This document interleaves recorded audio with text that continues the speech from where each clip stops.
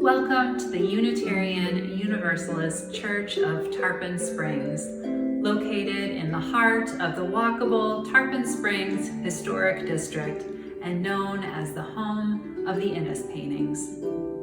We are a liberal community for all ages, promoting spiritual growth, social justice, and the arts.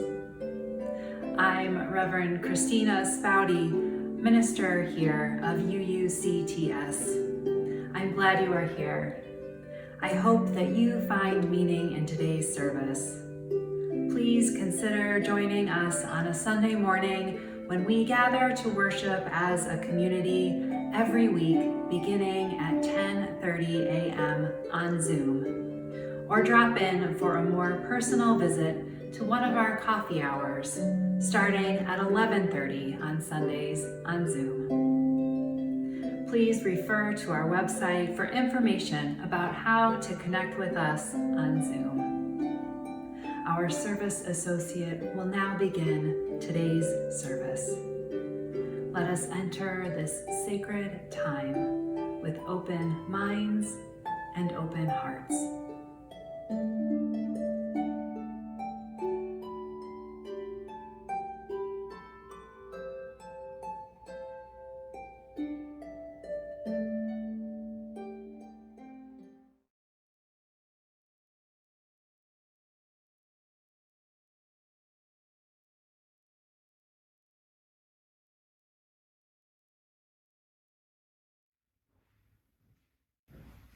Good morning, good afternoon, good evening, for the time wherever you're watching this, and welcome to the May 9th virtual service of the Unitarian Universalist Church of Tarpon Springs. I'm Judy Pickett, a new member who has been welcomed with open arms by this beloved community. You are all welcome to join me in celebration of our liberal faith this beautiful day. No matter who you are, where you come from, and where you're traveling to, stop by and rest a while. You are welcome. The theme this month of May is memory, and today Reverend Kristina and I and Bonnie Whitehurst will take you down memory lane to celebrate the 60th anniversary of the Unitarians and Universalists merging into one denomination, strengthening the message of universal love and acceptance of all. As we enter into this time together, remember, you are loved, you are treasured, and you are special. We light this chalice, which was first used by the Unitarian Service Committee in Czechoslovakia during World War II, as a beacon of safety for Jews fleeing the Nazis. It was a chalice or cup that was used for giving a healing drink to others. And it showed a flame on top of the chalice because a flame was often used to represent a spirit of helpfulness and sacrifice. And so, this light we kindle is set in the lamp of our history. We inherit this free faith from the brave and the gentle, fierce and outspoken hearts and minds that have come before us.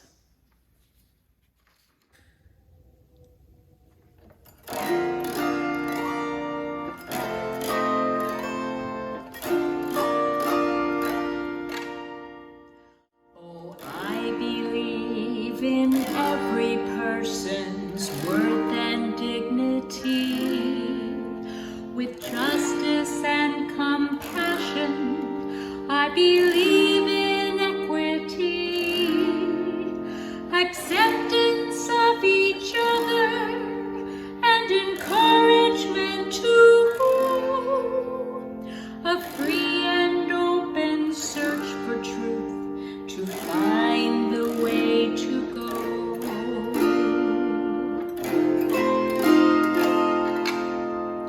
Affirm the right of conscience, affirm democracy, the goal of world community with peace and liberty. Respect the web of nature of which we are a part.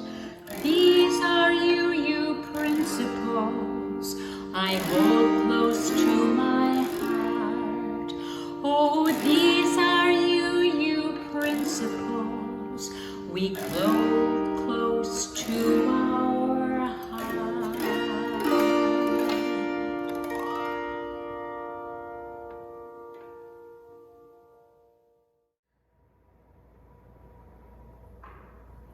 Today's story is a narrative, a heritage of youth leadership, which is adapted by a script written by Emma Linda McLean, based on the book We Would Be One by Wayne Arneson and Rebecca Scott. Our faith has a long history of lay-led worship, as well as a long history of youth-led worship and service. Our time today is an introduction to that history and how our youth and religious educators helped move Unitarians and Universalists toward merger in 1961. In a lot of churches, it might seem weird to have teenagers lead an entire worship service, but UUs have a really long history of giving young people leadership roles and paying attention to their voices.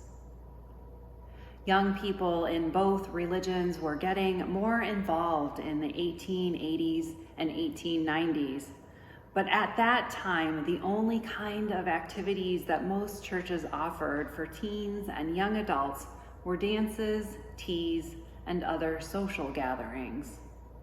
Lots of young people wanted more from their religion than just social events, and they wanted to show that they had more to give too.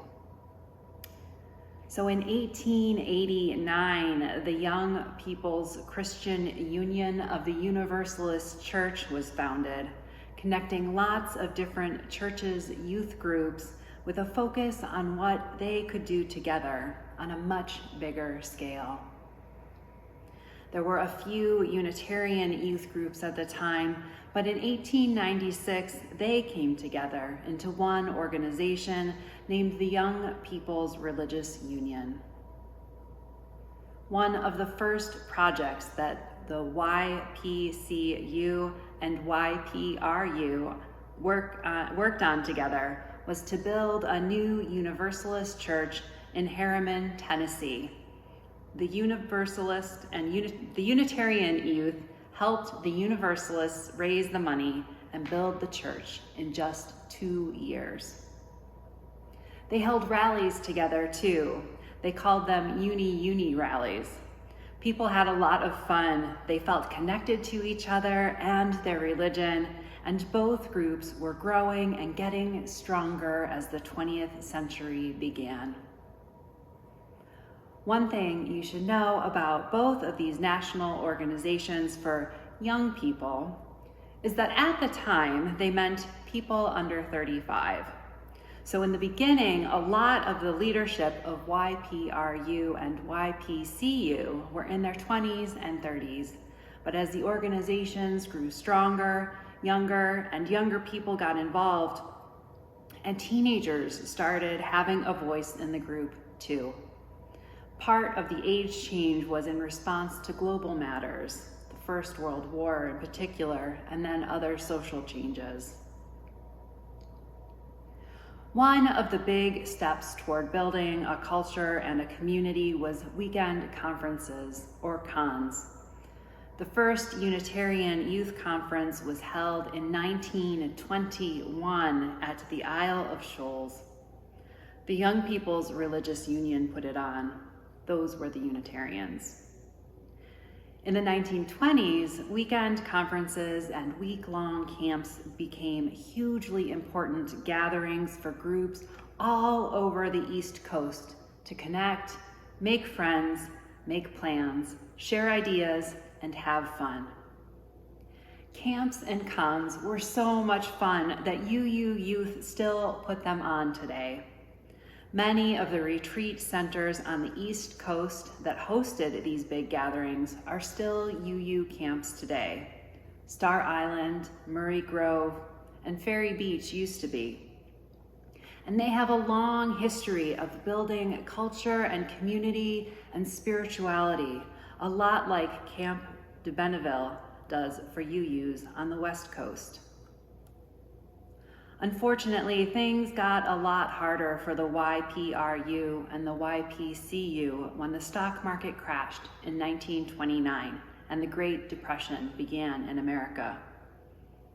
During the 1930s, a lot of people didn't have jobs or they weren't making much money, and it was a lot harder for them to support their church. And in the days before email and Zoom, when there was no money to send a delegate to a conference or a meeting, it got a lot harder for leaders to keep running a big organization spread out across the country. So of course, they did what UUs do when things get hard. They made a new acronym. In 1942, the Young People's Religious Union met with the American Unitarian Association, and they voted to change their name to the American Unitarian Youth. They voted on some other changes too, like to the budget, to focus on serving high school and college age people. And the Universalist did something pretty similar. The Young People's Christian Union voted to change their name to the Universalist Youth Fellowship in 1941. All this reorganization happened right before America entered into World War II, and a lot of members of the UYF and the AUY went overseas to fight in the war. For a lot of youth at the time, having friends drafted to serve as soldiers was scary, but it brought them closer to their church and their youth group. It brought the Unitarians and the Universalists closer together too. The AUY and the UYF even started publishing a magazine together in 1945 called The Young Liberal to help all their members stay connected. In 1949, both groups voted to start figuring out how to merge into one great big youth organization. So of course, they formed a committee because that's how UUs do things. And that Joint Relations Committee presented its report 2 years later at a big conference in the summer of 1951, where they formed a personnel committee and appointed a youth adult committee.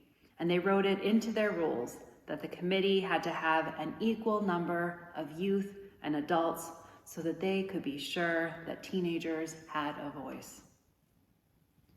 It took 2 more years after that for all the committees and reports and bylaw revisions and delegates to come together in 1953 for the American Unitarian Youth and Universalist Youth Fellowship's joint convention at Hanover College in Hanover, Indiana. All those high school and college students got together and discussed and debated and reviewed the bylaws for 7 hours straight before they finally took a vote. But in the end, the overwhelming majority of members voted to merge, and liberal religious youth was born. A year later, the American Unitarian Association and the Universalist Church of America had a joint session in Massachusetts, and a delegation of 40 members of the new liberal religious youth organization attended to give a presentation on their merger process and how they had done it so thoughtfully and so democratically. They proved to both denominations that not only merger was possible, but it was probably the smart thing to do. And they were right. It took the adults a few more years, but in 1961, the Unitarians and the Universalists voted to follow their young people's lead and join together to form the Unitarian Universalist Association. At our best, we value our young people's ideas and our faith, and when we're smart, we listen and follow their lead.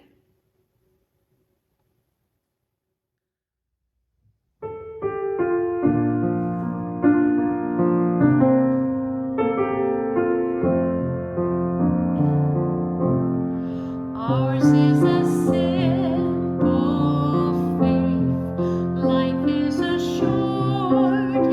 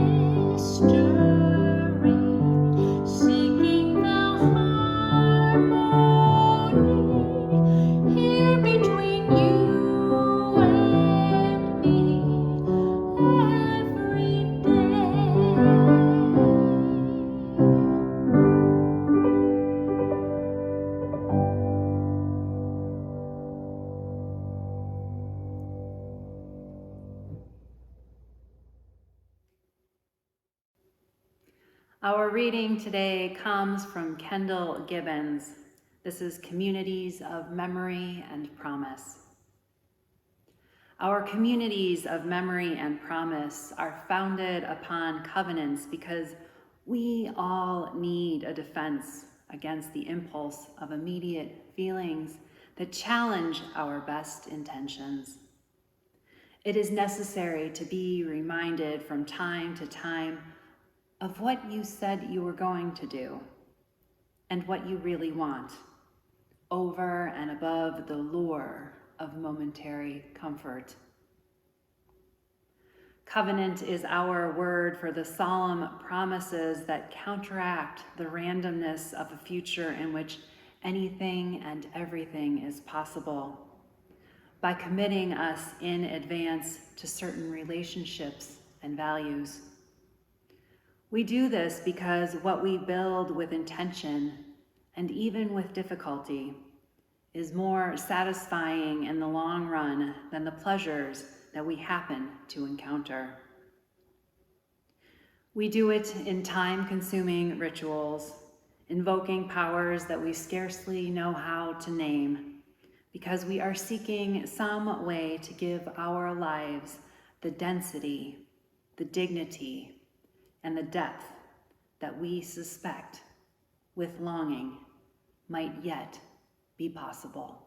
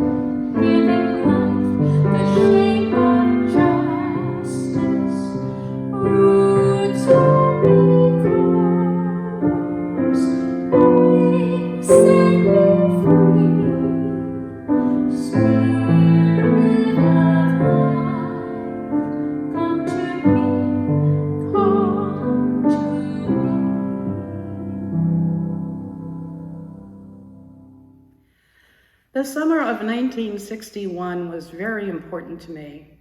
I graduated from high school and looked forward to my last summer of fun and frolic before launching myself into my college adventures. The summer of 1961 was also significant as it marked the official merger of the Unitarian and Universalist faiths into one, the Unitarian Universalist Association. I'm a birthright Universalist, as were my mother and grandmother. I grew up in the loving, comfortable arms of ministers and teachers who helped shape me into who I am today. Here is a picture of my church. It is made of New Hampshire granite and my spiritual home for many years. Notice the belfry. When we kids reached junior high school age, we were allowed to climb up and pull the ropes that rang the church bells for Sunday morning. We often snuck up other times to ring the bells just for the heck of it. I grew up very comfortable with God language. The youth group had a 24-hour Bible reading marathon in the sanctuary, and at one time I could list the books of Bible by heart. Can't do that now. We had communion once a month and very formal services with a reading pulpit and the sermon pulpit. There was a choir loft and a magnificent organ. Our church school studied Jesus, the carpenter's son, and the church across the street, which is a mini survey course in comparative religion. We recited this covenant at every service. Love is the doctrine of this church. The quest of truth is its sacrament, and service is its prayer. To dwell together in peace, to seek knowledge and freedom, to serve human need, to the end that all souls shall be in harmony with the divine. Thus do we covenant with each other and with God. Both denominations have been debating the possibility of mergers forever, and you know how we love to debate. And I want to share a little known fact. I was very active in the youth group at my church, St. Paul's Universalist Church. We were called UYF, Universalist Youth Fellowship. I went to summer camp at Ferry Beach in Saco, Maine several summers and met with other Unitarian and Universalist youth, and we took up the merger process from our own youthful perspectives. And believe it or not, we were the first group to merge into LRY, Liberal Religious Youth, in the late 50s. Now we just had to wait till the adults caught up to us. In 1975, the UUA Commission on Appraisal studied the history of the merger. It's an 88-page document, which I'll be happy to share with you. It's not light reading, but full of interesting facts. Here's a gem that I gleaned from it. There were theological differences between us. Thomas Starr King, minister of the First Unitarian Church in San Francisco, 1860, put the differences between us in these words. The one thinks God is too good to damn us forever. The others think that they are too good to be damned forever. Guess which was which? This was his way of saying, with respect to salvation, that Universalists put more stress on the love and grace of God, and the Unitarians put more stress on man's natural goodness. Now we are one, bringing the rich cultures of both, which were and are dedicated to lifting up the light of inclusiveness and tolerance. So be it.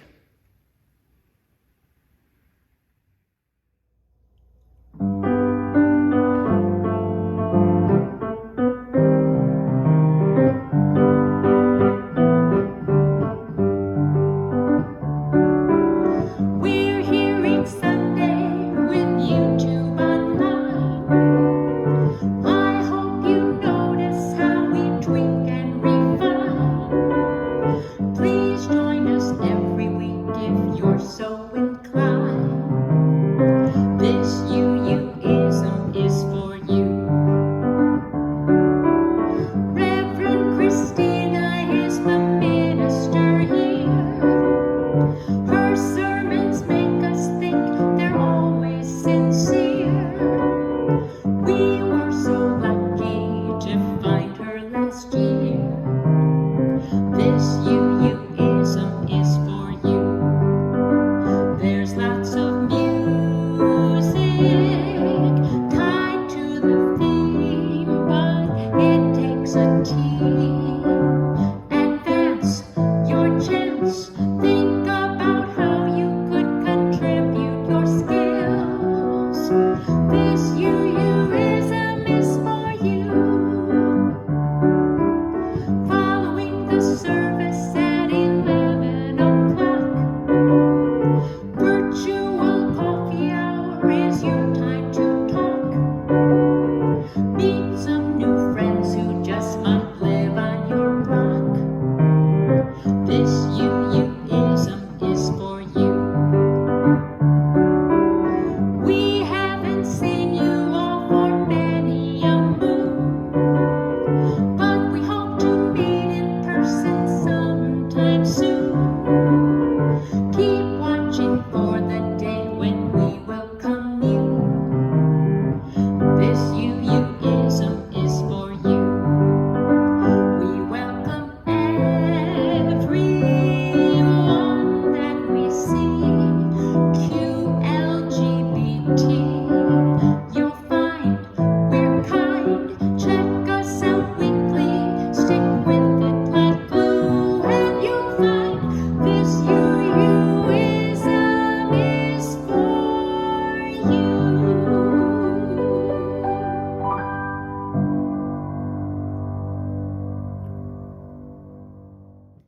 It's time for the offering for the work and the welfare of this church.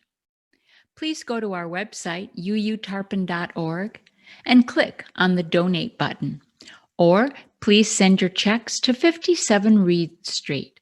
The entire address is right there on your screen. And thank you. I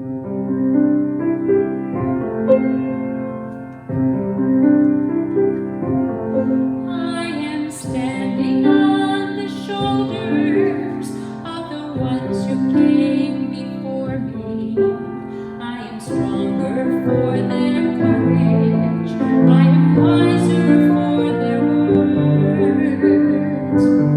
I am lifted by their longing for a fair and brighter future. I am grateful for their vision, for this toiling on this earth. We are standing on the shoulders of the ones who came before us. They are saints and they are humans. They are angels, they are friends. We can see beyond the struggles and the troubles and the challenge when we know that by our efforts things will be better in the end. They lift me higher than I could ever fly, carrying my burdens away. I imagine our world, if they hadn't tried, we wouldn't be here celebrating today. I am standing on the shoulders of the ones who came before me. I am honored by their passion for their liberty. I will stand a little taller. I will work a little longer, and my shoulders will be there to hold the ones who follow me. My shoulders will be there to hold the ones who follow me.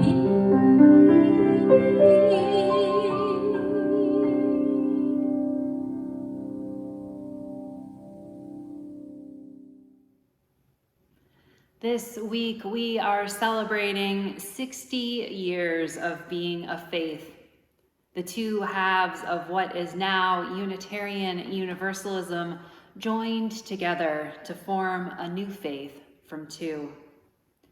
And 60 years later, we find ourselves still often struggling to define exactly what we believe and who we are. This isn't new to us. It has, in some ways, been a source of difficulty for us from the beginning.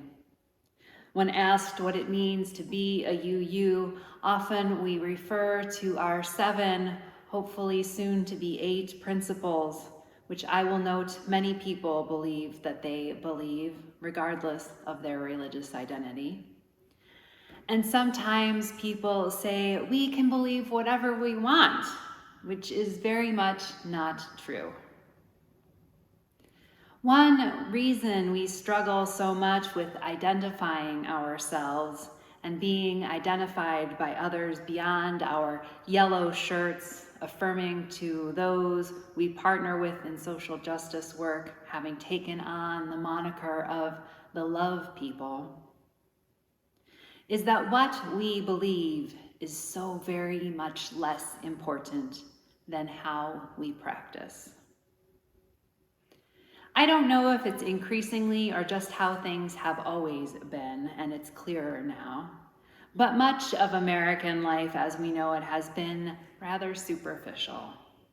We look for quips to help us fast track to knowing things. We are busy doing, and don't always make time for depth.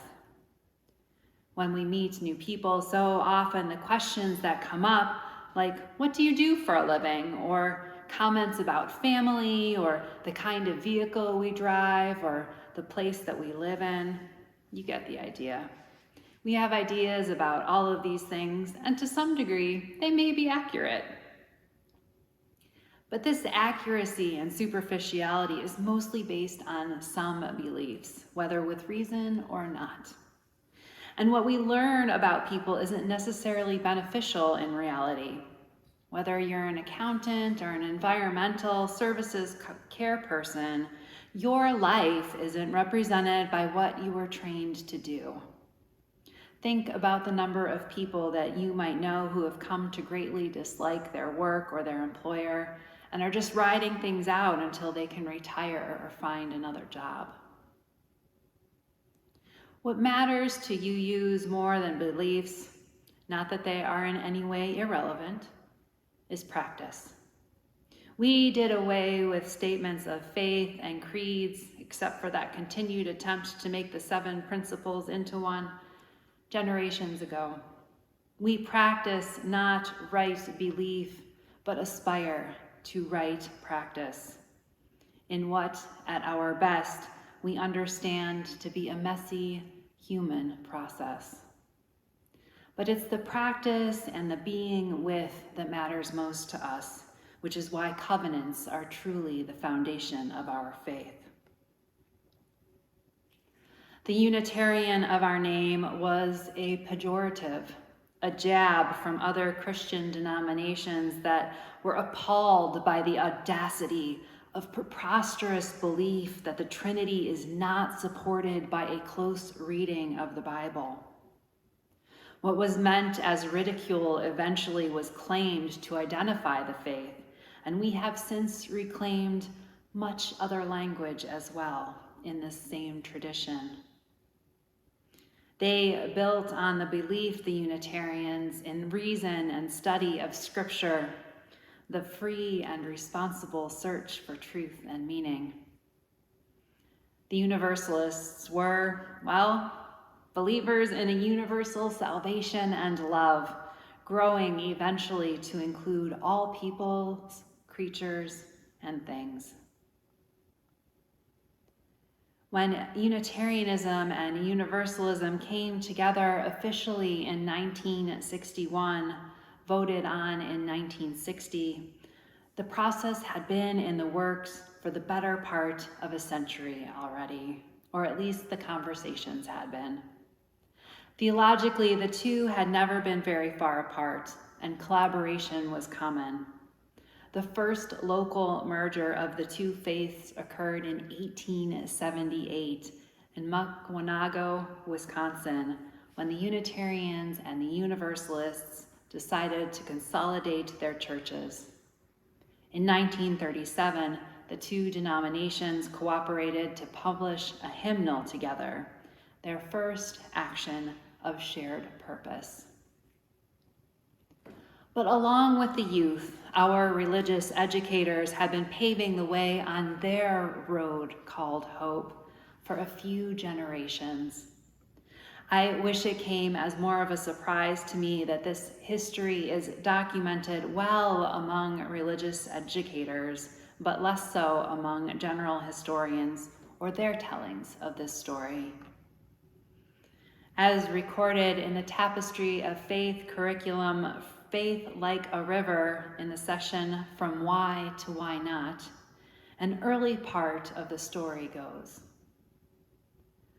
While the two denominations tentatively approached the idea of consolidation, Unitarian and Universalist religious educators continued their history of collaboration, which began in 1903, when both Unitarians and Universalists were among the early members of the Religious Education Association.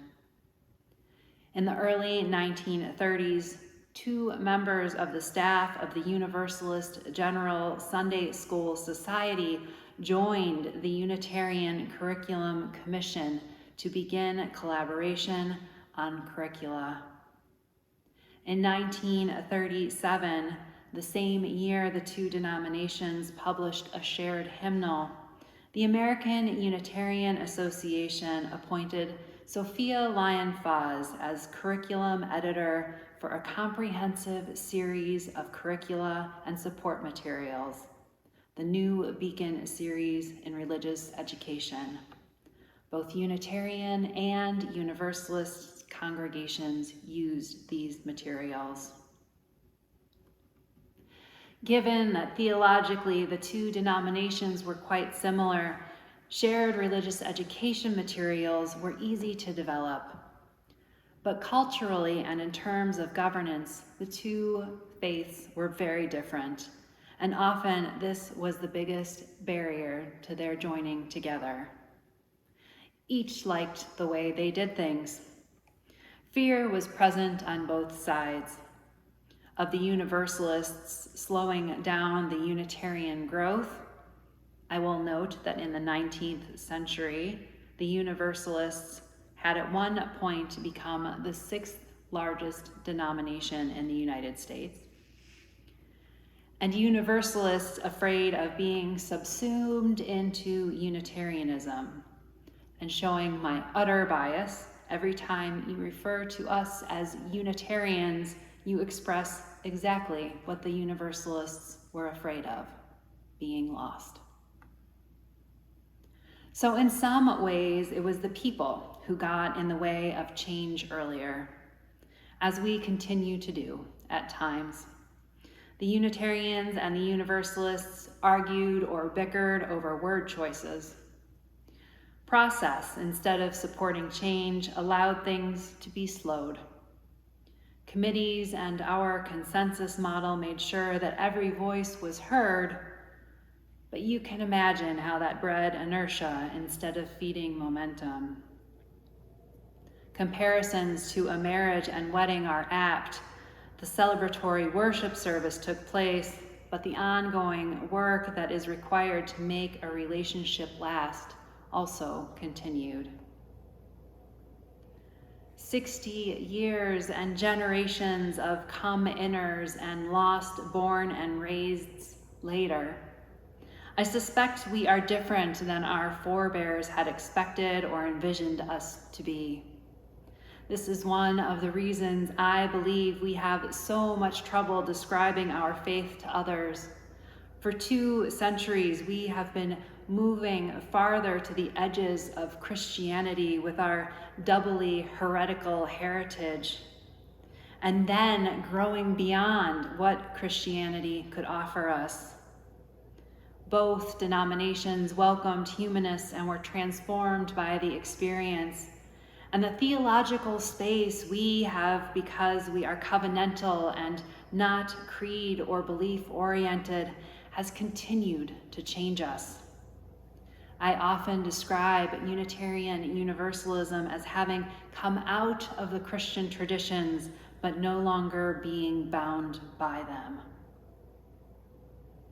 But we have not yet fully committed to a shared vision, one of our continuing struggles. Our pluralism, a gift that has allowed us to grow and stretch in beautiful ways, feels at times less like a web of interconnectedness and more like a blob of goo. The goo feels unstructured, and it is, but there is beauty in this for us at that moment as well. As we continue to diverge on the road less traveled by other religions, we find ourselves open to possibilities, so many of them. So many as to be overwhelming. And as has happened before, allowing every voice to be heard has slowed our movement forward, has presented obstacles and challenges that breed inertia and not momentum. And I dare say that we continue to do this to ourselves. I love this faith.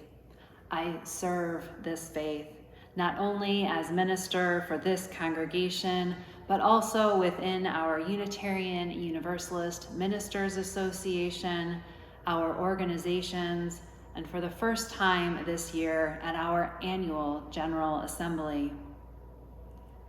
I have witnessed how we have prevented ourselves from the growth and dynamism we would experience in two major and related ways.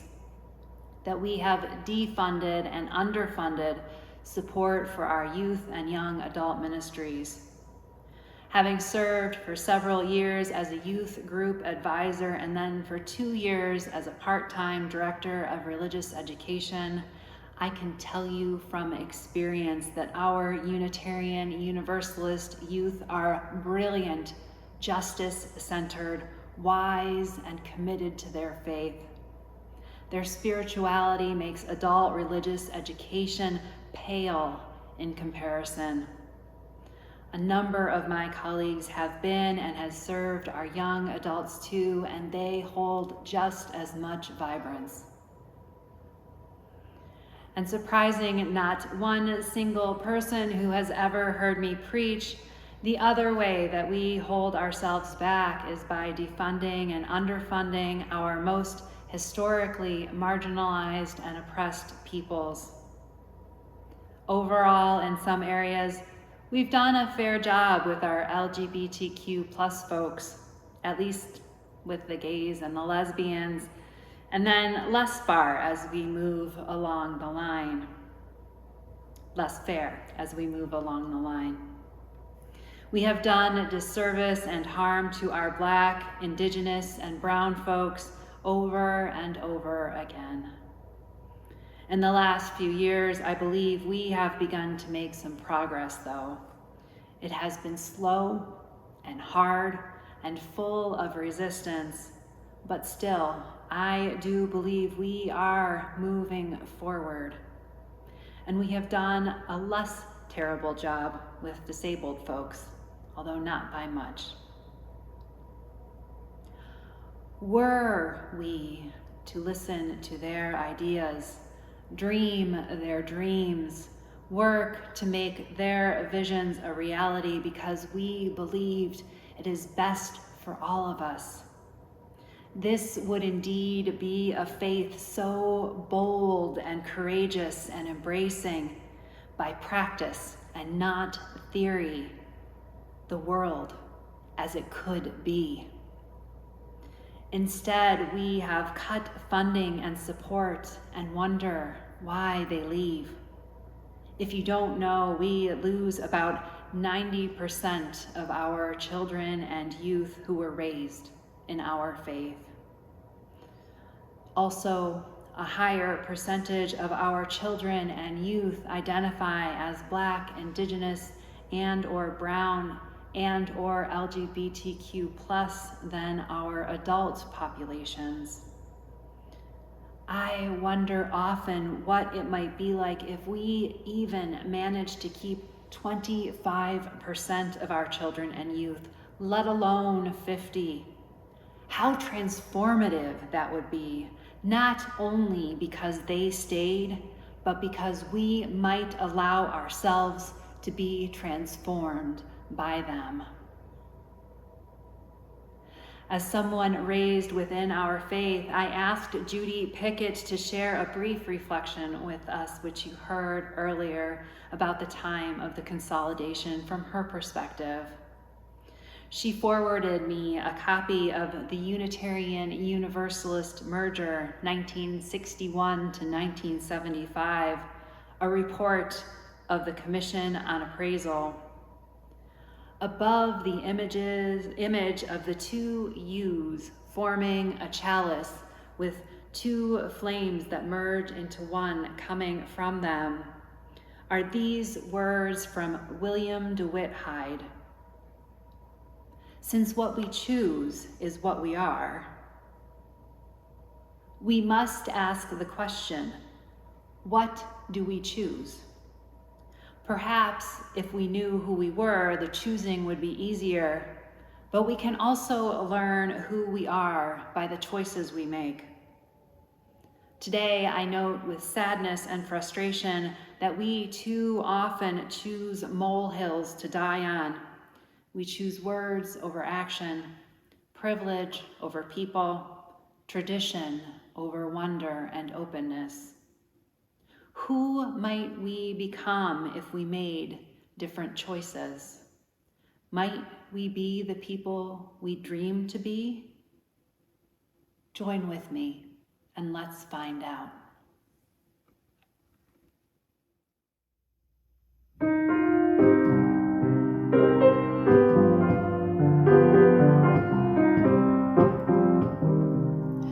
We are building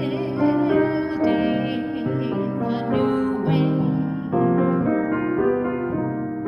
We are building a new way.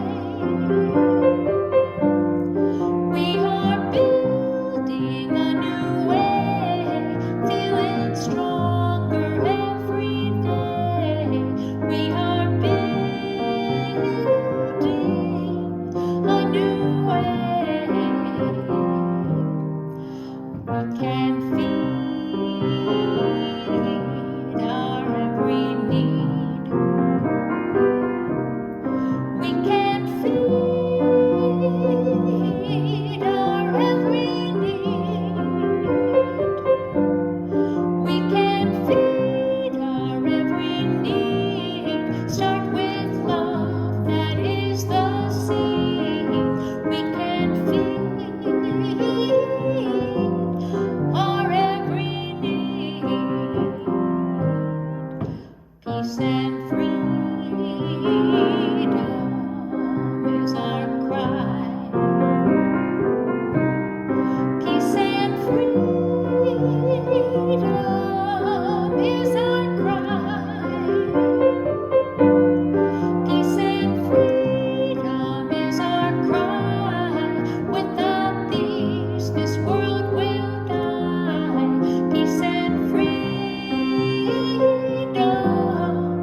is our cry.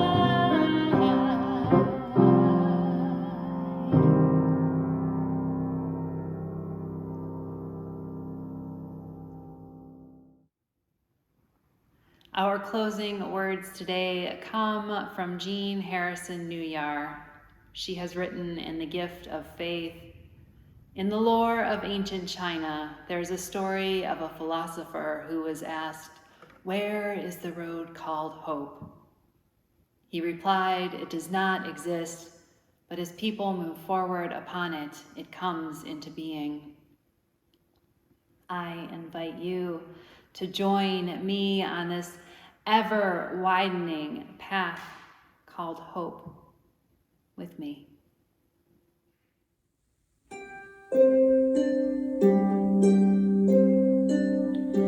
Go now in peace, go now in peace. May the light of love surround you everywhere, everywhere you may go. Go now in peace, go now in peace. May the light of love surround you everywhere, everywhere you may go.